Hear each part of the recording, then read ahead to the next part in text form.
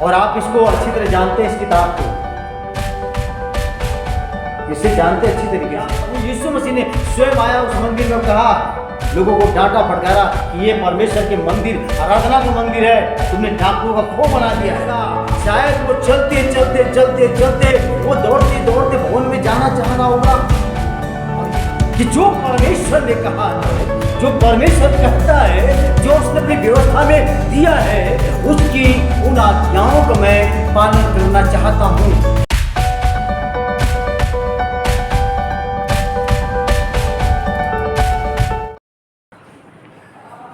आइए हम आज के मनन के लिए भजन संहिता उसका 42 अध्याय और 1 से 2 आयत के ऊपर हम विचार करेंगे। यहाँ पर इस प्रकार से लिखा है, जैसे हरणी नदी के जल के लिए हाँफती है, वैसे ही हे परमेश्वर मैं तेरे लिए हाँफता हूँ। जीवते परमेश्वर का मैं प्यासा हूँ, मैं कब जाकर परमेश्वर को अपना मुंह दिखाऊंगा। प्रियो, आज जो वचन है, अब आप अपने विषय में भी सोचना कि जो लेखक है वो लेखक ऐसी बातें क्यों करता है, हमारे लिए परमेश्वर का वचन ऐसा क्यों दिया गया है। आज हम और आप यहाँ पे जो परमेश्वर का भक्त जन है, वो कहता है जैसे हरिणी नदी के जल के लिए हाँफती है, जैसे मानो पूर्ण से प्यासी है और जल के लिए भागती जा रही कि कहाँ जल मिलेगा, वो ढूंढ रही है और वो चली जा रही है। एक तड़पन, उसको प्यास। हमारे और आपकी स्थिति क्या है? हम परमेश्वर के प्रति हमारी भूख और प्यास कैसी है? आज का जो संदेश है हमारा कि मेरा और आपका भूख और प्यास परमेश्वर के लिए कैसा है और कितना है, इस पे विचार करने की आवश्यकता है, सोचने की जरूरत है। और जिसने लिखा है वो ऐसी परिस्थितियों में था कि उसका घर और भवन बहुत दूर था, क्योंकि जो इजराइल का जब नक्शा देखेंगे तो इजराइल में भी 2 भाग कर दिया गया था, एक उत्तरी और एक दक्षिणी भाग। तो जो यरूशलेम का मंदिर है वो दक्षिणी भाग में था, निचले हिस्से पे, और ये जो लेखक है ये उत्तरी भाग में रहने वाला था, जो काफ़ी दूर रहता था। जब दोनों उत्तरी और दक्षिणी भाग बांटा गया और वहाँ पे 2 राजा हो गए और 2 राजाओं में ऐसा कुछ नियम हो गया कि आने जाने तक की पाबंदियाँ लग गई हैं। ऐसी स्थिति में एक परमेश्वर का जन, जो बहुत परमेश्वर से प्यार करने वाला है, जो परमेश्वर के भवन में हमेशा जाया करने वाला व्यक्ति है, परमेश्वर में एक अच्छा विश्वासी होने के नाते वो कहता है, एक उदाहरण के द्वारा, एक जानवर का उदाहरण देते हुए, गर्मी के समय में, यकीन जानिए, गर्मी के समय में जब आप तारकोल वाले सड़क पर होके जाएंगे तो दूर से देखेंगे तो ऐसा लगता है कि आगे चल के पानी ऐसे दिखता है ना।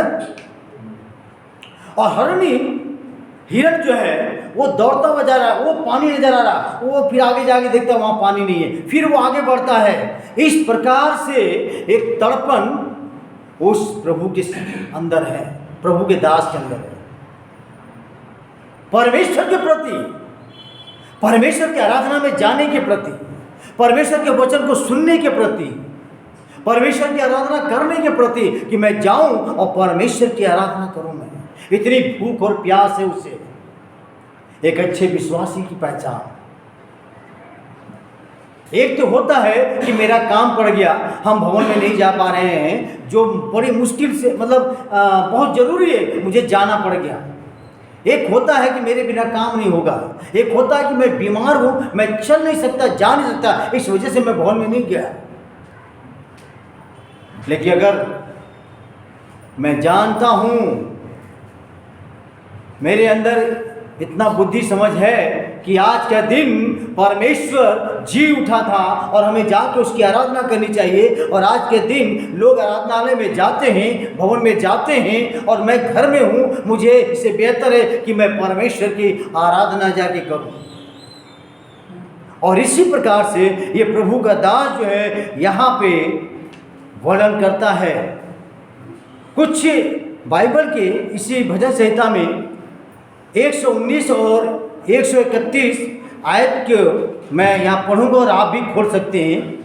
भजन 119 का 131 और 148 आयत को देखेंगे और वहाँ पे इस प्रकार से लिखा हुआ है जिसे आप पढ़ सकते हैं और सुन सकते हैं, जिसे मैं भी पढ़ना चाहता हूँ।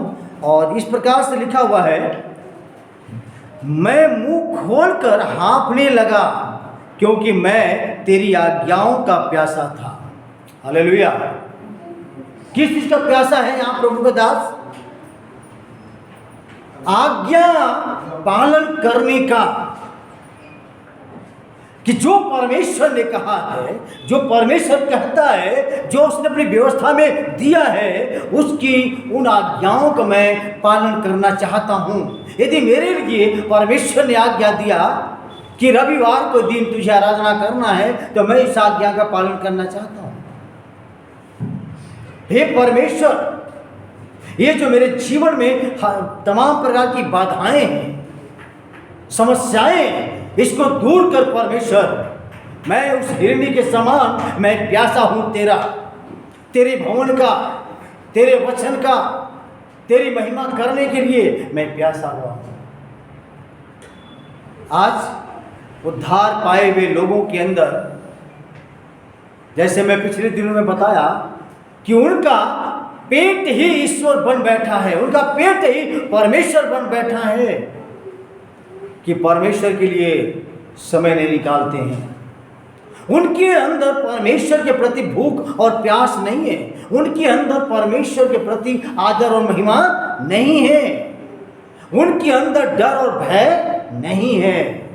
लेकिन प्रभु का दास दूसरे भाग में कहता है यहाँ पे कि मैं मुंह खोलकर हाँफने लगा। शायद वो चलते चलते चलते चलते वो दौड़ते दौड़ते भवन में जाना चाह रहा होगा। और ये बात वाजिब है कि हर व्यक्ति जब दौड़ता है, चलता है, मुंह से हवा लेने लगता है, उसका मुंह खुल जाता है। लेकिन वो कहता क्या है? क्योंकि मैं तेरी आज्ञाओं का प्यासा हूँ। कितनी बेहतरीन बात लिखा है। यानी कि परमेश्वर से डरने वाला व्यक्ति, परमेश्वर का भय मानने वाला, उसका आदर सम्मान करने वाला व्यक्ति, क्या ऐसे व्यक्ति को परमेश्वर छोड़ देगा? क्या ऐसे व्यक्ति के परमेश्वर प्रार्थना नहीं सुनेगा? क्या ऐसे व्यक्ति के मांगने में क्या प्रभु उस कान बंद कर लेगा?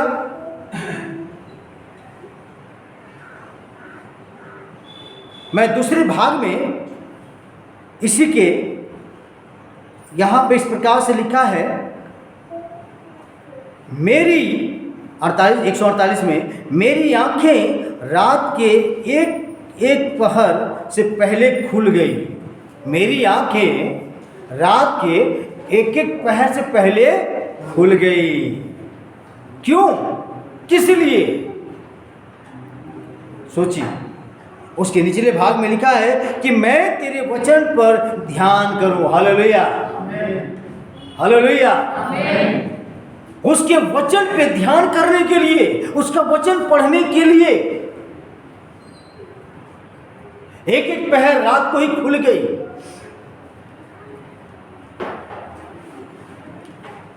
ताकि उसके वचन को पढ़ सकूं, उसके वचन पे मनन कर सकूं, उसके वचन पे ध्यान दे सकूं, उसकी आज्ञाओं का पालन कर सकूं। उसने हमारे लिए क्या आज्ञा दिया, हमारे लिए क्या आशीष दिया, उसका क्या हमें उसने कहा है कि पालन करने से हमारे जीवन में बीमारी दूर होंगी। क्या क्या बातें हैं, क्या क्या हो सकती है, वो ढूंढ ढांड करता है इस वचन के अंदर। मानो समुद्र के अंदर बहुत सी चीजें मेरे लिए हो, इस मनुष्य जाति के लिए रखा हो, या इस पृथ्वी के ऊपर रखा हुआ है। जैसे व्यक्ति खोजता है कहाँ पे सोना होगा, कहाँ पे तेल है, कहाँ पे चांदी है, कहाँ पे हीरे की खान है, कि समुद्र के अंदर कौन सी मछली के अंदर कौन सा कुछ खजाना छिपा होगा। मोती जो है ना, मोती कहाँ से निकलता है? सीप कहाँ होता है? समुद्र के अंदर। अब आप सोचिए इस बात को लेकर के, परमेश्वर इस धरती पे, धरती के अंदर बहुत कुछ रखा है हमारे और आपके लिए। और मनुष्य के लिए रखा। और जब सृष्टि परमेश्वर ने बनाया तो वो नहीं चाहता था कि मनुष्य के लिए किसी भी वस्तु की घटी हो। वो बड़ी योजना के साथ परमेश्वर ने इस सृष्टि को बनाया, इस ब्रह्मांड को रचा। आकाश में देखिए या धरती के नीचे देखिए, परमेश्वर बहुत बड़ी योजना के साथ बनाया है और हर चीज अपने एक सिस्टम के अनुसार उसने सजाया। जैसे आप अपने घरों में जब आप अच्छा मकान बना लेते हैं और उस मकान के अंदर आप क्या करते हैं, उसको सामान जब बनाने के बाद हर एक चीज़ को आप क्या करते हैं, ये सामान यहाँ होना चाहिए, टीवी यहाँ होनी चाहिए, ये डेक का सामान यहाँ होना चाहिए, हमारा डेकोरेशन यहाँ होना चाहिए, हमारा मिरर यहाँ लगना चाहिए, हमारा बेड यहाँ होना चाहिए। आप अपने घर को सिस्टम से सजाते हैं नहीं सजाते हैं, सामान रखते हैं या नहीं रखते हैं। जब आप ये चीजें कर सकते हो तो क्या इस धरती आकाश का बनाने वाला परमेश्वर, इस दुनिया का बनाने वाला, जीवन देने वाला परमेश्वर, जो सनातन है परमेश्वर, क्या वो सब कुछ नहीं रख सकता है?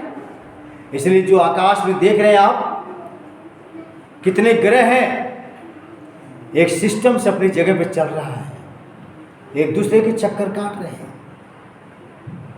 उसी को खोज करने के लिए, उसी के विषय में जानने के लिए आज मनुष्य चंद्रयान, मिशनयान, मानवयान सब भेजने में लगा हुआ है कि ये है कैसे, ये सिस्टम से कैसे चल रहा है। अंधेरी रात में जब आसमान की ओर नजर करते हैं तो तारे कितने प्यारे प्यारे नजर आते हैं। सिस्टम आया कहाँ हमारे दिमाग में, कहाँ से आया? हमारे बच्चे के अंदर जो गुण आता है, हमारे जैसे चाल, हमारे से बोल, हमारे से सोच, हमारे से क्रियाएं, कहाँ से आता है? अपने पिता, अपनी माता से। और हम मानव के अंदर कहाँ से आया? हमारे सृष्टिकर्ता से। हालेलुया।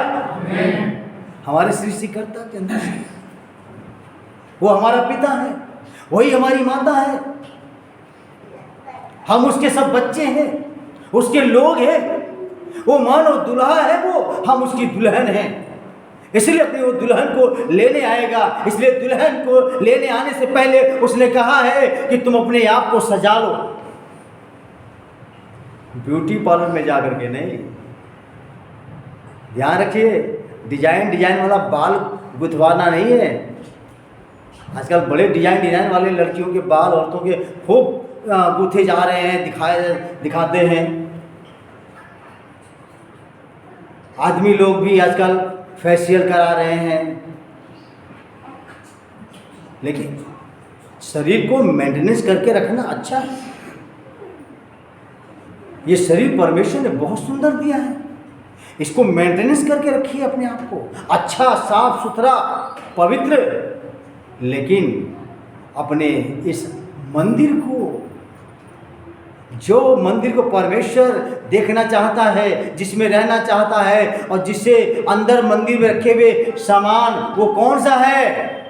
जो उसकी आज्ञाएं हैं इस वचन के आधार, वो हमारे अंदर है या नहीं? जैसे उसने कहा कि मैं तेरी आज्ञाओं का प्यासा हूं, मेरे अंदर उसकी आज्ञा पालन करने की बातें हैं या नहीं?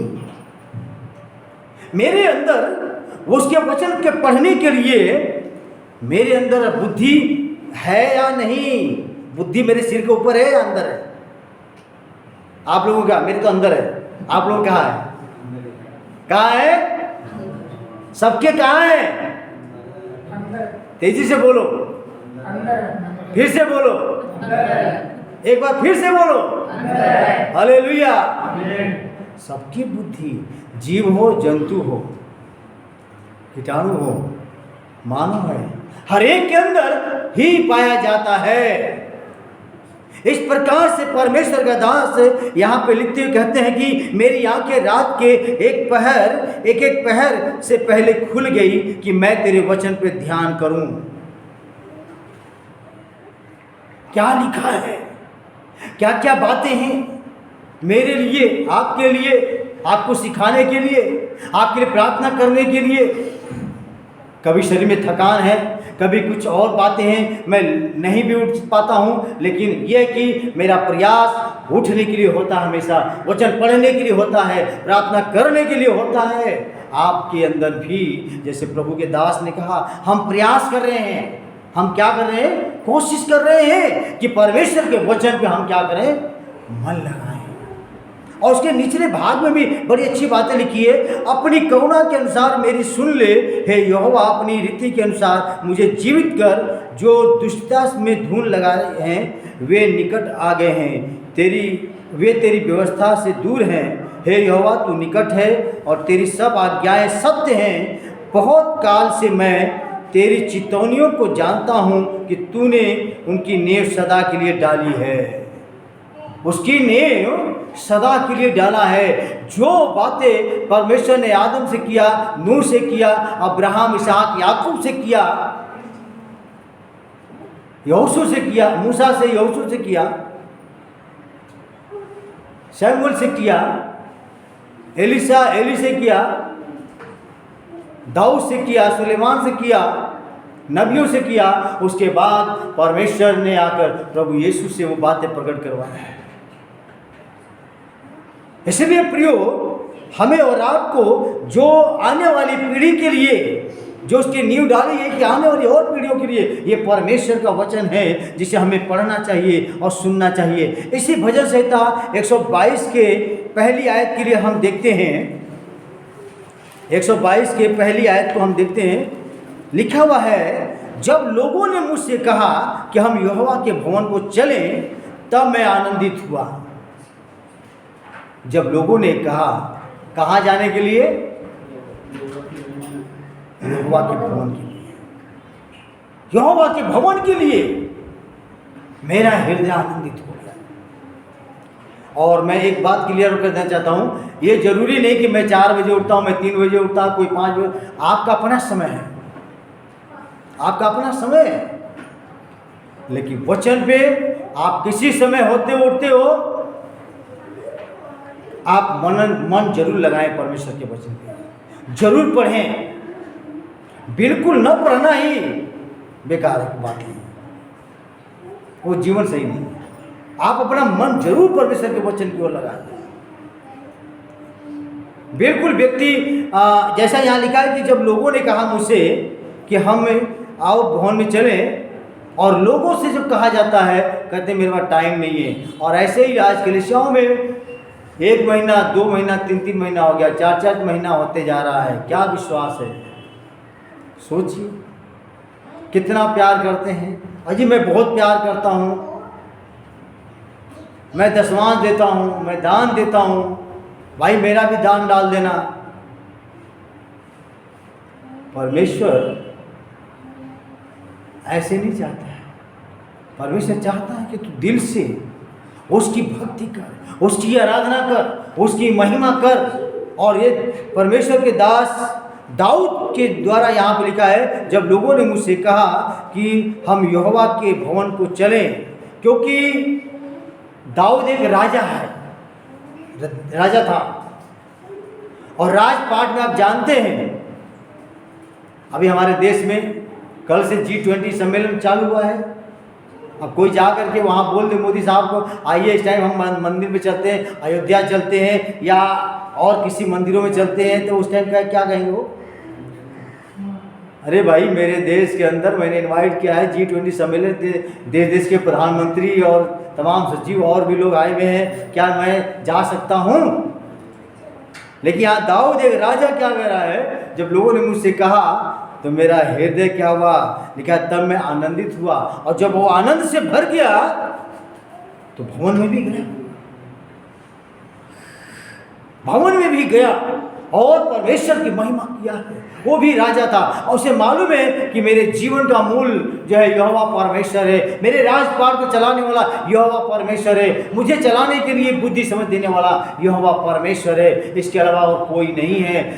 इसलिए हमें उसकी आज्ञाओं का पालन करना चाहिए। उसी ने आज्ञा दिया है कि तुम मेरे वचनों का पालन करो, क्योंकि शनिवार के दिन जो आराधना होती थी, यहूदियों की होती है, उस दिन कोई काम काज नहीं करना, सब दुकानें बंद होती है और लोग आराधना में जाते हैं। यहाँ तक कि लोग चूल्हा भी नहीं जलाते थे अपना, कोई नहीं, जानवरों को पानी और चारा एक ही बार डाल दिया, अब बंधे रहो। लेकिन आज हम और आप क्या कर रहे हैं? हम बिल्कुल स्वतंत्र हो गए।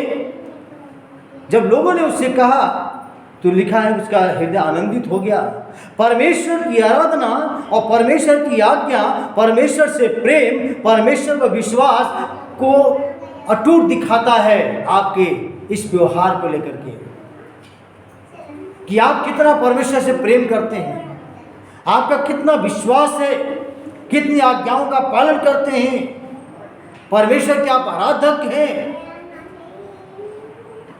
ये आपके जीवन को प्रकट करता है आपका व्यवहार के द्वारा।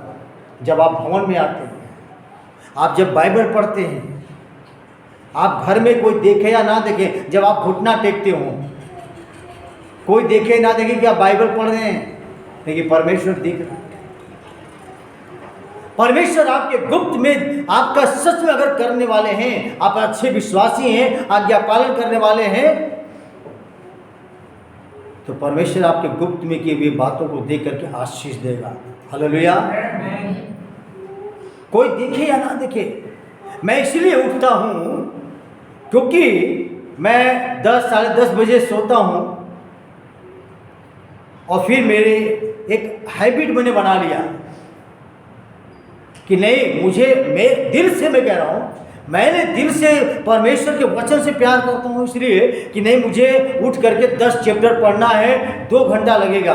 फिर मुझे हमारे परमेश्वर ने एक जिम्मेदारी दिया है, कलीसिया दिया है, लोग दिया है, मुझे उनके लिए प्रार्थना भी करनी है, इसलिए मैं यहोवा के सामने उठता हूँ, मैं घुटने टेकता हूँ या वचन पढ़ रहा हूँ। प्रियो, आप लोग भी, मैं जानता हूँ मजदूर वर्ग हैं, आपको मैं बार बार कई बातें हैं कि हमारे पास बहुत से सहायक बुक हैं और आप इसको अच्छी तरह जानते हैं, इस किताब को इसे जानते अच्छी तरीके से। डॉक्टर पोलगिचो के द्वारा एक व्यक्ति प्रभु में आया और आने के बाद इस विश्वास की अद्भुत रेखा के अंदर और पृष्ठ संख्या 146 पे ये बातें लिखी हैं, 146 पे ये बातें लिखी हुई हैं। जब उसका जीवन बच गया प्रभु में, तो उसने बाइबल पढ़ना शुरू किया और उसके दिमाग में आया कि बाइबल में तो लिखा है तुम जगत क्या है, जगत के नमक हो। बाइबल में लिखा है, अच्छा, ईश्वर का मैं जगत का भी नमक हूँ, स्वाद हूँ, और तुम भी जगत के हो, तुम नमक हो। तो पास्टर जी से मिलके बोला, पास्टर जी, मेरे मन में एक विचार आ रहा है कि मैं नमक का व्यापार करूँ। उन्होंने कहा ठीक है, करिए। लेकिन प्रभु में वो व्यक्ति बहुत मजबूत हो गया है और एक दिन वो व्यक्ति समुद्र के किनारे ही नमक का व्यापार होता है, कि नमक पैदा होता है, क्योंकि पानी आता है उसका, उसी से सब सिस्टम है करने का। वो अपना बिजनेस शुरू किया और बिजनेस करते करते उनके प्रॉफिट होने लगा और उससे क्या है, वो दशमांश देने लगे, हमेशा दशमांश देने लगे, अपना भाग निकालने लगे और ग्रोथ होते गया और बढ़ता गया। और एक दिन उन्होंने $50,000, अब $50,000 कई करोड़ रुपया हो जाएगा, उसका उन्होंने बिजनेस खड़ा कर दिया। और एक दिन पूरा नमक का चट्टा लगा रखा था और वो नमक जाने वाला ही था बाहर, कि उस रात बहुत तेज बारिश हुई और उस बारिश में वो सारा पानी में मिल गया। पानी और नमक का दोस्ती आप जानते हैं कितना गहरा होता है। जब पानी आया तो बोला, नमक भाई तुम यहाँ क्या कर रहे हो, चट्टान की तरह खड़े हो, यहाँ पे आओ हमारे साथ। है, बढ़िया बारिश आई, बढ़िया पानी आया और नमक दोस्त को लेके चला गया और वहाँ सपाटा हो गया। डॉक्टर पोलगिचो जो अब दुनिया में नहीं है, और उन्होंने कहा, इसमें लिखा कि वो जब जिंदा थे और उस समय तुरंत गए अपने उस दोस्त को, बिजनेस को देखने और दोस्त के बारे में कि वो कैसा है। बड़े धीमी गति से गए और आराम से गए और उन्हें आवाज़ दिया उनका नाम लेकर। और वो व्यक्ति अच्छा विश्वास में होने के कारण वो चर्च में जो उनके जो है एक एल्डर भी था बंदा, उन्होंने नाम लिया और उन्होंने कहा हाँ मैं यही हूँ। और वो गाना गा रहे थे बैठे बैठे अपने रूम में। पॉलिंग ने कहा डॉक्टर पॉलिंग आप ठीक है? हाँ मैं ठीक हूँ, आप आइए, मैं पागल नहीं हो गया। तब उन्हें तसल्ली मिली। उन्होंने कहा ये सब घटना घट गई है, ऐसे हुआ। और आप वो मिल के क्या कर रहे, लिखा है कि परमेश्वर की स्तुति के गीत गा रहा था और उसे धन्यवाद दे रहा था। किसे? परमेश्वर को।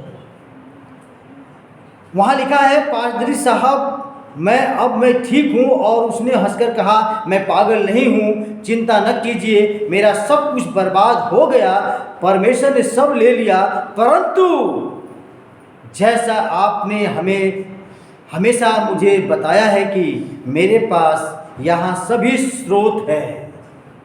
क्या है? स्रोत है। पानी मेरा नमक बर्बाद कर दिया है, परंतु पानी उन सभी स्रोतों को जो मेरे हृदय में बसे हुए हैं नहीं बर्बाद कर सकता। मैं उन स्रोतों को बार बार विश्वास और प्रार्थना के द्वारा प्राप्त कर सकता हूँ। हालेलुया।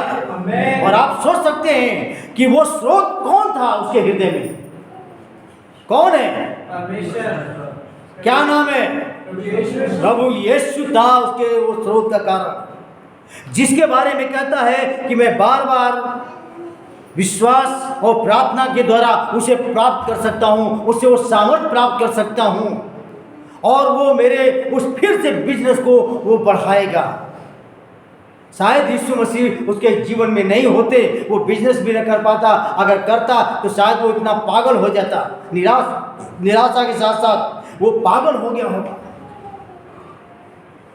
कि मेरा सब कुछ चला गया, $50,000 का बिजनेस खत्म हो गया।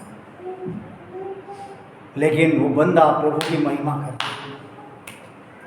मेरे और आपके जीवन में प्रियो, जैसा परमेश्वर का वचन में कहता है कि 42 में भजन संहिता कि जैसे हरनी नदी के जल के लिए हाँफती है, वैसे ही हे परमेश्वर मैं तेरे लिए हाँफता हूँ।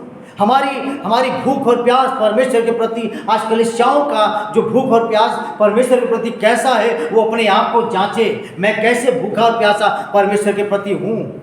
मेरा विश्वास कैसा है? मेरा प्रेम कैसा है? लोग गले से ही बोलते सिर्फ यहाँ से, ये दिल से नहीं है। ये दिल से लोग नहीं करते। जो दिल से करने वाला है वो परमेश्वर के बिना रह ही नहीं सकता। और अपने पुत्र को पूरे संसार के मानव जाति के लिए भेज दिया कि बेटे जा और इन्हें अपना लहू के द्वारा खरीद ले, क्योंकि करा रहे हैं लोग, थक चुके हैं लोग बलिदानों को चढ़ा करके, यात्रा कर करके, अब उन्हें तू छुटकारा दे। ऐसा प्यार है, वो झूठा प्यार नहीं है। दुनिया में बहुत आए प्यार करने वाले, रास्ता दिखा दिया, वो रास्ता जरा चले जाओ, ये वाला आज्ञा पालन करो बस। लेकिन हकीकत प्यार प्रभु ने दिखाया है। ऐसा प्यार परमेश्वर के प्रति मेरी और आपकी होनी चाहिए। दूसरी आयत में कहता है भजन संहिता के 42:2 में, जीवते परमेश्वर का मैं प्यासा हूँ, मैं कब जाकर परमेश्वर को अपना मुंह दिखाऊंगा, अपना मुंह दिखाऊंगा। इसका मतलब है वो व्यक्ति, वो विश्वासी परमेश्वर के भवन में उस समय ऐसा माना गया कि जहाँ परमेश्वर ने टेंट लगता था इजराइलियों में, वहाँ परमेश्वर की उपस्थिति होती थी। बादल आके रुक जाता था और उस समय समझ ली कि परमेश्वर उस टेंट के अंदर है। फिर उसके बाद एक बड़ा हैकल बन गया, मंदिर बनाया गया, वहाँ परमेश्वर की उपस्थिति, जहाँ प्रभु यीशु मसीह ने स्वयं आया उस मंदिर में, कहा, लोगों को डांटा फटकारा कि ये परमेश्वर के मंदिर, आराधना का मंदिर है, तुमने डाकुओं का खो बना दिया है। इसलिए उनके तमाम प्रकार के बिखेर दिया। इसका मतलब परमेश्वर चाहता है कि जहाँ पे लोग हमारे आराधना करने आते हैं, जहाँ आराधना करने आते हैं, यानी कि परमेश्वर की उपस्थिति है। हालेलुया। जहाँ उसके लोग हैं वहाँ उपस्थिति है, जहाँ लोग नहीं है ऐसी वैसे बिल्डिंग खड़ी रहेगी वहाँ उपस्थिति नहीं है। परमेश्वर की उपस्थिति हमारे बीच में। वहाँ जाके वो कह रहा है कि जब लोग इकट्ठा हो गए हैं और परमेश्वर की उपस्थिति को समझ रहे हैं तो मैं भी जाके अपना मुंह कब दिखाऊंगा, मैं परमेश्वर की आराधना कब करूंगा। और इतना इस तरीके का परमेश्वर ने ऐसे इस व्यक्ति के अंदर जो आया है, जिन्होंने यीशु मसीह को अपना उद्धारकर्ता करके ग्रहण कर लिया, उसे मान लिया, जो उसे प्यार करते हैं, वे लोग कहते हैं कि वो मेरे जीवन का स्रोत बन चुका है। वो बिजनेसमैन के जीवन में स्रोत है जो हर चीज प्राप्त कर सकता है। और वो व्यक्ति निराश नहीं हुआ, बल्कि वो जो है फिर से एक नया बिजनेस शुरू कर दिया, और वो था घड़ी का बिजनेस। और उसके बाद प्रभु में सदा आनंदित रहने लगा। आप और हम साधारण तरीके से यहाँ विश्वास नहीं करते हैं। साधारण नहीं हमारा परमेश्वर, बल्कि हमारा परमेश्वर मुर्दों में से जी उठा, जो दोबारा आने वाला है। उसकी बातें पूरी हो रही हैं। इसलिए प्रियो, परमेश्वर का वचन हमारे और आपके जीवन में भजन संहिता उसका 84 अध्याय में कुछ बातें लिखी हैं, और यहाँ भी आपके लिए मैं पढ़ता हूँ और आप भी देख सकते हैं 84 भजन। और पहली आयत में लिखा है, दूसरी आयत में, मेरा प्राण यहोवा के आंगनों की अभिलाषा करते करते मूर्छित हो चला, मेरा तन मन दोनों जीवते परमेश्वर को पुकार रहे हैं। यानी कि वो ऐसी जगह फंस चुका है। एक अच्छे विश्वासी की पहचान देखिए, वो मानो ऐसे बातें कर रहा है, वो कहीं फंस गया है। वो चला आ रहा था किसी बस में बैठ कर, शायद वो बस की गाड़ी पंचर होगी या खराब हो गया। वो तड़प रहा है आराधनालय में जाने के लिए। हो सकता है किसी दूर दराज चला गया हो और वो चाहता कि मैं जाऊं, मुझे किसी से छुट्टी मिल जाए, लेकिन वो नहीं आ पा रहा है।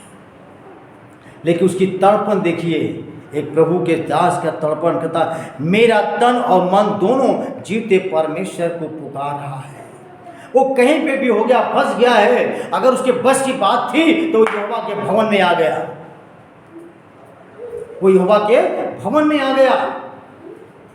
और यदि दूर है, कहीं फंस गया मुसीबत में, वो जानबूझ के नहीं फंसा है, तो वो कह रहा मेरा तन और मेरा मन भी, हालेलुया, मेरा ये पूरा शरीर भी परमेश्वर के लिए अर्पित है, मेरा अंदर का भाग भी परमेश्वर के लिए अर्पित है। इसलिए वो परमेश्वर के जीवते परमेश्वर को पुकार रहे हैं। हम और आप आज यहाँ उपस्थित हैं एक जीवते परमेश्वर की आराधना करने के लिए, उसकी महिमा करने के लिए। ऐसी तड़पण हमारे और आपके अंदर होनी चाहिए, हर विश्वासी के अंदर होनी चाहिए। यहाँ पे कोई फॉर्मेलिटी पूरा करने के लिए न आए। मैं तो कहीं भी चर्च में, कहीं भी लोग जहाँ जाते हैं, ऐसा विश्वासी नहीं हो कि नहीं होना चाहिए सिर्फ फॉर्मेलिटी जाके मुँह दिखाने के लिए, पास्टर को खुश करने के लिए नहीं, बल्कि तुम्हारे हृदय में वो स्रोत बैठ चुका है जो तुम्हारे हर बीमारी को जानता है। तुम्हारी प्रार्थना सुन के बीमारी भी दूर करेगा। तुम्हारी गरीबी आई है, तुम्हारी प्रार्थना सुन के गरीबी को भी दूर करेगा। अगर कोई अड़चन आई है, उसे भी दूर करेगा, हर बंधन तोड़ देगा। वो स्रोत को अपने जीवन में जो आपने बैठाया है, उसे सही रीति से, दिल से आप प्यार कीजिए। सही दिल से प्यार करने वाले बन जाइए। एक उस हेली के लिए तरह, हिरन के समान, जैसे उसको प्यास लगी है, आपको भूख और प्यास लगती है, तो आप उसके कितना सोचे कुछ भी मिल जाए उस समय, ऐसे ही हमारे और आपके जीवन के लिए। आज लोग बड़ी नॉर्मली तरीके से ले लिया परमेश्वर को, मजाक बना लिया लोगों ने, बहुतों ने। आज क्या करते हैं लोग, आज आएंगे 4 दिन रहेंगे, फिर जीवन में 4 दिन चांदनी, फिर अंधेरी रात के समान हो जाता है। 4 दिन कहते हैं जुम्मा, वो भी कहते हैं ऐसे तरीके से कि क्या है, 1 साल, 2 साल, 5 साल, 6 साल, 10 साल तक भी जिंदगी जीते हैं, 15 साल, फिर उसके बाद फिर वो उसी दुनिया में चले जाते हैं। किसी ने एक उदाहरण दे रहे थे, मेढक भी कहाँ रहता है? मेढक, हाँ जी, यानी कि तालाब या कुआं या कीचड़ ऐसी जगह पर रहता है ना। अगर उसे नहला धुला दो और बैठा दो कि भैया ये सिंहासन है तेरे लिए, वहाँ बैठा रहेगा